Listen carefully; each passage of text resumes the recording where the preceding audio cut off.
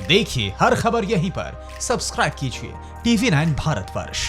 वहीं सीबीएसई के 10वीं और 12वीं के छात्रों की परीक्षा को लेकर आज सरकार ने क्या कुछ फैसला किया है और क्यों डीजल कार खरीदने वालों के माथे पर शिकन आई है। घाटी में देश के कितने दुश्मन ढेर हुए और दिल्ली में बारिश से कहां राहत मिली, तो असम में बारिश ने कैसे कहर मचाया है। इन तमाम खबरों के लिए हम आपको दिखाते हैं राष्ट्र की 9 सबसे बड़ी खबरें टॉप 9 राष्ट्र में।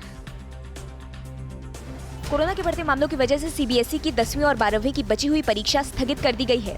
1 से 15 जुलाई के बीच ये परीक्षा होनी थी। 12वीं के छात्रों के पास 2 विकल्प होंगे, या तो वो पिछली 3 परीक्षा के नतीजे के आधार पर अपना रिजल्ट लें या आगे दोबारा परीक्षा देने का विकल्प चुन सकते हैं। 10वीं के छात्रों को 11वीं में बिना परीक्षा के प्रमोट किया जाएगा। आईसीएसई बोर्ड ने भी 10वीं और 12वीं की परीक्षा स्थगित कर दी है। पेट्रोल डीजल की कीमतों में 19वें दिन बढ़ोतरी दर्ज की गई। लगातार दूसरे दिन राजधानी दिल्ली में डीजल पेट्रोल से ज्यादा महंगा मिल रहा है। कल सिर्फ डीजल के दाम में इजाफा हुआ था, लेकिन आज दिल्ली में पेट्रोल का दाम बढ़कर 79 रुपए 92 पैसे हो गया है, जबकि डीजल 80 रुपए 2 पैसे प्रति लीटर बिक रहा है। दिल्ली को छोड़कर बाकी शहरों में डीजल के दाम 80 रुपए प्रति लीटर से कम है।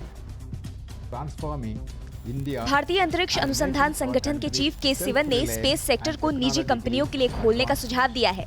के सिवन का मानना है कि इससे भारत की औद्योगिक बुनियाद को मजबूती मिलेगी। उन्होंने कहा कि इससे स्पेस सेक्टर का ग्रोथ तो होगा ही, साथ ही भारत ग्लोबल स्पेस इकोनॉमी का बड़ा खिलाड़ी बन सकता है। के सिवन ने कहा कि इससे टेक्नोलॉजी सेक्टर में रोजगार को बढ़ावा मिलेगा। जम्मू कश्मीर के बारामूला में सेना और आतंकियों के बीच हुई मुठभेड़ में सुरक्षा बलों ने 2 आतंकियों को ढेर कर दिया। इससे पहले आतंकियों के छिपे होने की सूचना पर सुरक्षा बलों की एक संयुक्त टीम ने तड़के सोपोर के हरदशिवा इलाके में सर्च ऑपरेशन शुरू किया, जिसके बाद आतंकियों की टीम ने फायरिंग शुरू कर दी। अब तक 2 आतंकी ढेर हो चुके हैं।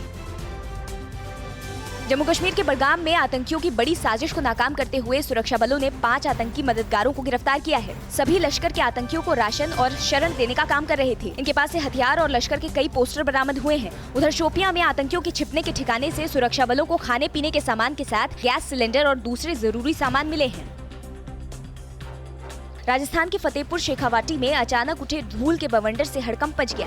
बवंडर की वजह से भरी दोपहरी में अंधेरा छा गया। हर तरफ धूल ही धूल का गुबार दिखाई देने लगा और बाजार भी बंद हो गए। वाहनों का काफिला सड़क पर थम गया। करीब आधे घंटे तक इसका असर रहा। बाद में बवंडर का रुख सीकर की ओर मुड़ गया। बवंडर के बाद हल्की बारिश भी हुई। बिहार के पूर्वी चंपारण के रक्सौल में चोरी के आरोप में 2 युवकों की बेरहमी से पिटाई की गई। बारिश के दौरान ही एक बांस के खंभे से बांधकर ग्रामीणों ने दोनों को लाठी डंडे से पीटा। वीडियो वायरल होने के बाद स्थानीय पुलिस में हड़कंप है। कोई भी आला अधिकारी इस मामले पर बोलने से बच रहा है। असम में पिछले कुछ दिनों से हो रही जोरदार बारिश से राज्य के कई इलाकों में बाढ़ आ गई है। उत्तरी असम के धेमाजी जिले में बाढ़ से हालात गंभीर हैं। इस जिले में 151 गांवों के 60,000 से ज्यादा लोग बुरी तरह से प्रभावित हैं। प्रभावित लोगों तक मदद पहुंचाने की कोशिश की जा रही है। कई नदियां उफान पर हैं। मौसम विभाग के मुताबिक अगले 3 दिन भारी बारिश जारी रह सकती है।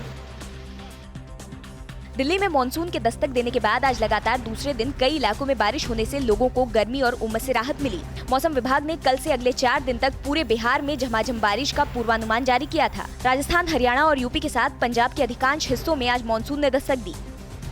परवाह देश की, सोमवार से शुक्रवार रात 10 बजे TV9 भारतवर्ष पर।